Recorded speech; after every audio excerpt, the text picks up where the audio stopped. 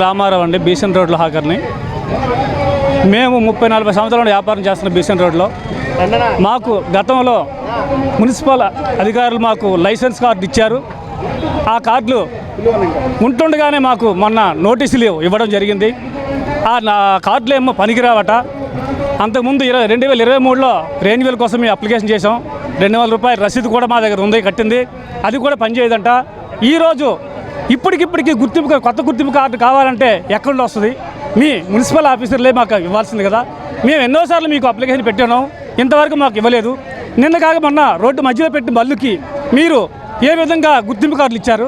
మాకెందుకు ఇవ్వట్లేదు? మేము ఎప్పుడో 30-40 సంవత్సరాల నుండి మేము బతుకుతున్నాము. మా పాత కార్డులు ఉన్నాయి, దానికి రెన్యువల్ చేయాలి, లేదా కొత్త కార్డులైనా మాకు ఇవ్వాల్సిన బాధ్యత ఎంతైనా సరే మున్సిపల్ అధికారుల మీద ఉంది.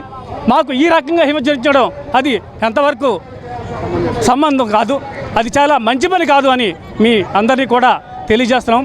అయ్యా, మీరు చేసిన తప్పేంటి? మేము చదువుకున్నాం, మా పిల్లలు చదివించుకున్నాం, మేము రోడ్డు మీద పడి పొట్ట కోసం జీవిస్తున్నాం, రూపాయి కోసం.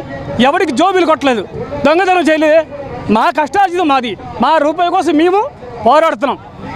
ఎక్కడైతే మేము వ్యాపారం చేసుకున్నామో అక్కడిని మమ్మల్ని వ్యాపారం చేయలేవండి. మీరేమి ఉద్యోగాలు ఇవ్వట్లేదు, లేకపోతే మాకేమి రుణాలు ఇవ్వట్లేదు. మేమేదో 10 రూపాయలకు 12 రూపాయలకు అప్పులు తెచ్చి మా వ్యాపారాన్ని మేము సాగించుకుంటున్నాం. ఆ అప్పులు తీర్చుకుంటున్నాం, ఏదో మిగిలిన రూపాయితో మా పిల్లలు పోషించుకుంటున్నాం.